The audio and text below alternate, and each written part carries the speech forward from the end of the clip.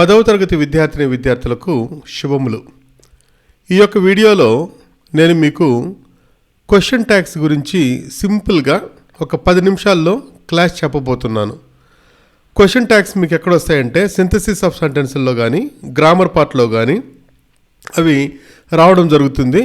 దానికి 2 మార్కులు ఉంటాయి. ఆ క్వశ్చన్కు ఈజీగా 2 మార్కులు కొద్దిగా మీరు స్మార్ట్గా థింక్ చేశారంటే మీకు తప్పనిసరిగా 2 మార్కులు వచ్చేస్తాయి. కాబట్టి మరి టాపిక్లోకి వెళ్దామా? ఇక్కడ మీకు ఒక బేసిక్ ప్రిన్సిపల్ చెప్తాను. క్వశ్చన్స్కు క్వశ్చన్ ట్యాగ్స్కు తేడా ఏంటంటే క్వశ్చన్స్ ఏం చేస్తామంటే సమాచారం కోసం అడుగుతాం. క్వశ్చన్ ట్యాగ్స్ దేనికి వాడతామంటే మనమే సమాచారం ఇస్తాము, ఎదుటివాని యొక్క ఒపీనియన్ కోసం కదా అని అడుగుతాం. తెలుగులో కూడా ఉంది, నీ పేరేంటి అనేది ప్రశ్న. నీ పేరు గోపి కదా అనేది క్వశ్చన్ ట్యాగ్. నీ పేరు గోపి అనే స్టేట్మెంటు, కదా అనేది క్వశ్చన్ ట్యాగ్, తెలుగులో క్వశ్చన్ ట్యాగ్. అదేవిధంగా ఇంగ్లీష్లో కూడా క్వశ్చన్ ట్యాగ్ ఉంటుంది, కానీ వాటికి ఒక చిన్న ప్రాసెస్తో ఆ తర్వాత చిన్న గైడ్ లైన్స్తో మనకు క్వశ్చన్ ట్యాగ్ ఉంటుందన్నమాట. ఎస్, ఇక్కడ చూడండి అసలు స్ట్రక్చర్ ఎలా ఉంటుంది అని మనం ఒక్కసారి మనం చూసుకున్నామంటే question tag has 2 parts. Question tag ఒక 2 partsగా ఉంటుందన్నమాట. ఏంటది? అది స్టేట్మెంట్ అండ్ ట్యాగ్. స్టేట్మెంట్ అనేది మనమే ఒక స్టేట్మెంట్ ఇస్తాము, ట్యాగ్ మనం దానికి తగిన ట్యాగ్ ఇచ్చి క్వశ్చన్ మార్క్ పెడతాం, అంతే. So question tags are used for getting the opinion of the listener యొక్క ఒపీనియన్ను మనం తీసుకునే దానికి మనం క్వశ్చన్ ట్యాగ్స్ వాడతాము. Questions are used for getting information from the listener. Listener దగ్గర నుంచి ఇన్ఫర్మేషన్ తీసుకొని రావడానికి వస్తాం. ఇప్పుడు చూడండి, అతను స్కూల్కి వెళ్తూ ఉన్నాడు కదా, అది క్వశ్చన్ ట్యాగ్.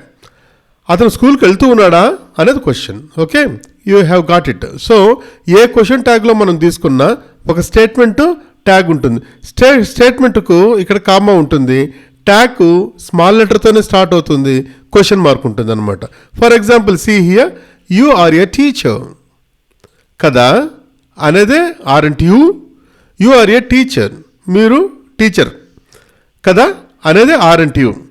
అదే మనం అసలు టీచరే కాదా మనకు తెలియదు అనుకోండి, అప్పుడు ఆర్ యూ ఏ టీచర్ అని క్వశ్చన్ చేస్తాం. That is the question. Yes, see here, this is the statement, బాగా గుర్తుపెట్టుకోండి. And this part is called tag, right?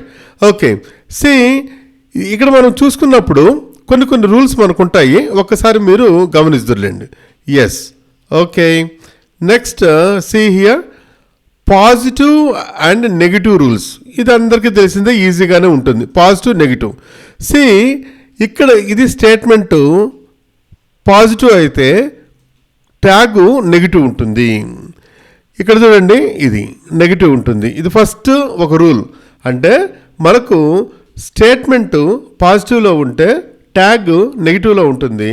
ఒకవేళ స్టేట్మెంటు నెగిటివ్లో ఉంటే దానికి సంబంధించిన క్వశ్చన్ ట్యాగ్ వచ్చేసేసి పాజిటివ్లో ఉంటుంది. అంటే ఒక పార్ట్లో నాట్ ఉంటే ఇంకో పార్ట్లో నాట్ ఉండదు, అంతే. Simple thing. Ya, next we can go for negative positive rule. ఇంతకుముందు చెప్పింది, I won't waste time. Okay, yes. Next helping verbs. Helping వెర్బులు తప్పనిసరిగా మనకు దీంట్లో ట్యాగ్లో ఉండాల్సిందే. స్టేట్మెంట్లో హెల్పింగ్ వెర్బులు ఉంటే ఉండొచ్చు, లేదంటే లేదు. ట్యాగ్లో మాత్రం తప్పనిసరిగా మనకు ఉండాల్సిందే. Okay, yes. See here, he is coming, isn't he. చూడండి, ఇక్కడున్న హెల్పింగ్ వెర్బ్ ఇక్కడ పెట్టడం జరిగింది, ఇక్కడ నాట్ లేదు కాబట్టి ఇక్కడ not. This is called contracted form. Contract చేస్తామన్నమాట, అంతేగాని ఈజ్ నాట్ హీ అనకూడదు. కాంట్రాక్ట్ చేసేసి వస్తుంది. అదేవిధంగా you have finished, haven't you.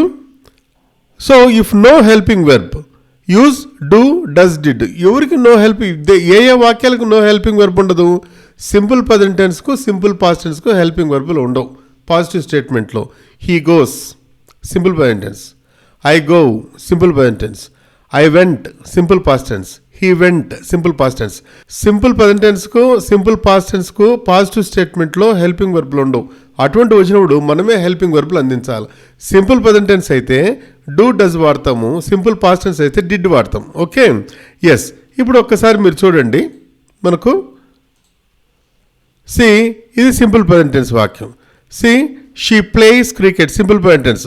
She వచ్చి థర్డ్ పర్సన్ సింగులర్ నెంబర్ కాబట్టి ఈ యొక్క V1కి ఎస్ కలిసింది. ఓకే, షీ ప్లేస్ క్రికెట్ అన్నప్పుడు మనం ఏం చేయాలంటే ఇక్కడ డూ కానీ డస్ కానీ, ఇది she third person singular number కాబట్టి doesn't she, that is the thing.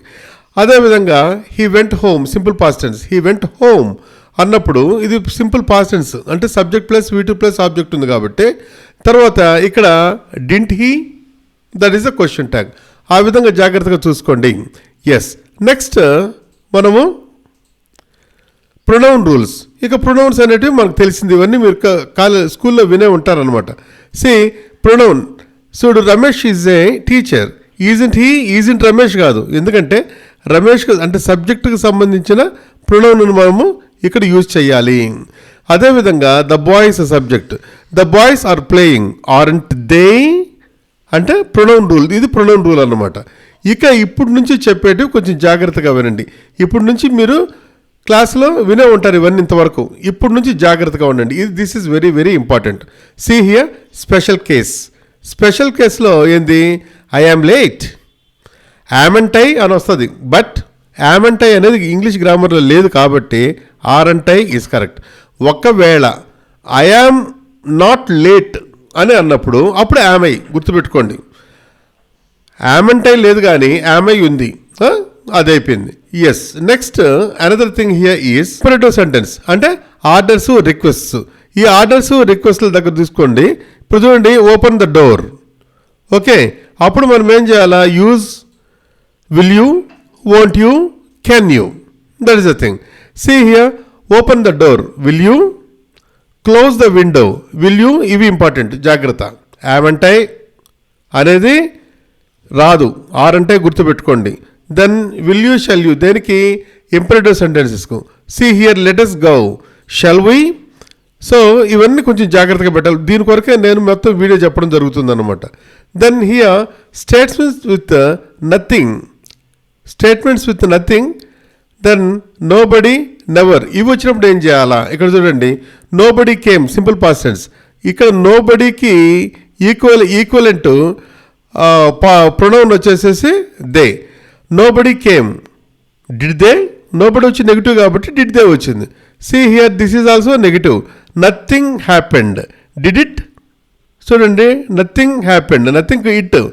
తర్వాత హీ నెవర్ లైస్, అతను అబద్ధమే చెప్పడు, ఇది నెగిటివ్ కాబట్టి డస్ హీ. ఇవి చాలా చాలా ఇంపార్టెంట్, జాగ్రత్తగా గుర్తుపెట్టుకోండి. Okay, yes. Next there is a problem, isn't there, this is very important. There is a problem, isn't there, this is the tag. అదేవిధంగా they are many students, aren't they, this is. Next లెటర్స్తో ఒకవేళ start అయింది అనుకోండి, letter start, దీనికి tag వచ్చేసి shall we. Okay, like that. ఇవి కొంచెం జాగ్రత్తగా మీరు గుర్తుపెట్టుకుంటే మీకు చక్కగా, ఒకవేళ క్వశ్చన్ ట్యాగ్లో ఈ ట్రిక్కీగా చేసి ఇటువంటివి ఏమన్నా మీకు క్వశ్చన్స్ వచ్చిందనుకోండి, మీరు ఈజీగా చేయగలరు. ఇక్కడ నేను చెప్పేది ఏంటంటే మీకు అన్నీ కరెక్ట్గానే ఉన్నాయి, కానీ మీకు ఇప్పుడు మనం చేసేది ఏంటంటే ఇక్కడ నుంచి జాగ్రత్తగా గుర్తుపెట్టుకోండి, పాస్ చేసుకొని చదువుకోండి. స్పెషల్ కేస్ అనే యామై ఉంది కదా, 6, 7, 8, 9, ఈ యొక్క 10 యాక్చువల్గా this is the 10th one. ఈ 10ని మీరు జాగ్రత్తగా చదువుకోండి. Right, okay. So all the best, జాగ్రత్తగా చదువుకోండి, టైం ఎకనమైజ్ చేయండి, మంచిగా రాయండి. మీకు ఈ వీడియో నచ్చినట్లయితే దయచేసి మీరు దీన్ని సబ్స్క్రైబ్ చేయండి, షేర్ చేయండి, లైక్ చేయండి, కామెంట్ చేయండి.